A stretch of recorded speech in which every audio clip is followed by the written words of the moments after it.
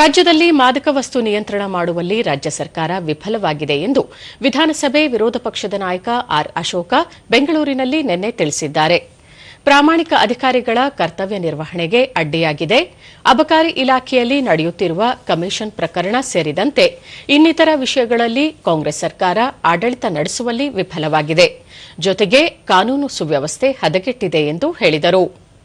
ಅಬಕಾರಿ ಇಲಾಖೆಯಲ್ಲಿ ವ್ಯಾಪಕ ಭ್ರಷ್ಟಾಚಾರ ನಡೆಯುತ್ತಿದ್ದು, ಸಚಿವರನ್ನು ಬದಲಾಯಿಸುವಂತೆ ಮದ್ಯ ಮಾರಾಟಗಾರರ ಸಂಘ ಒತ್ತಾಯಿಸಿದೆ. ಹೀಗಿದ್ದರೂ ಯಾವುದೇ ಕ್ರಮ ಕೈಗೊಂಡಿಲ್ಲ ಎಂದು ತಿಳಿಸಿದರು. ರಾಜ್ಯದಲ್ಲಿ ಅಬಕಾರಿ ಇಲಾಖೆ ವರ್ಗಾವಣೆಯಲ್ಲಿ ಭ್ರಷ್ಟಾಚಾರ ನಡೆಯುತ್ತಿದೆ ಎಂಬ ಆರೋಪ ಕೇಳಿಬರುತ್ತಿದೆ. ರಾಜ್ಯ ಸರ್ಕಾರ ಈ ನಿಟ್ಟಿನಲ್ಲಿ ಕ್ರಮ ಕೈಗೊಳ್ಳಬೇಕು. ರಾಜ್ಯದ ಅಭಿವೃದ್ಧಿ ಕಾರ್ಯಗಳಿಗೆ ಗಮನ ಹರಿಸಬೇಕು ಎಂದು ಅವರು ಹೇಳಿದರು.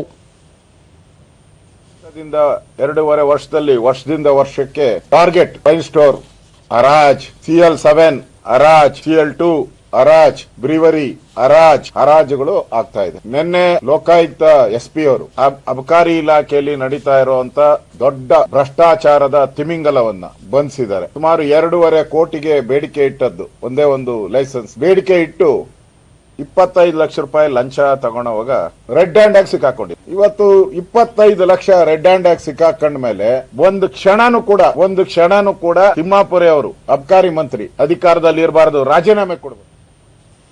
ವಿಧಾನ ಪರಿಷತ್ ವಿರೋಧ ಪಕ್ಷದ ನಾಯಕ ಛಲವಾದಿ ನಾರಾಯಣಸ್ವಾಮಿ, ಭ್ರಷ್ಟಾಚಾರ ನಡೆಯುತ್ತಿರುವುದು ಸರ್ಕಾರದ ಗಮನಕ್ಕೆ ಬಂದರೆ ಅದಕ್ಕೆ ಕಡಿವಾಣ ಹಾಕಲು ಕ್ರಮ ಕೈಗೊಳ್ಳಬೇಕೇ ಹೊರತು ನಿರ್ಲಕ್ಷ್ಯ ತೋರುವುದು ಸರಿಯಲ್ಲ.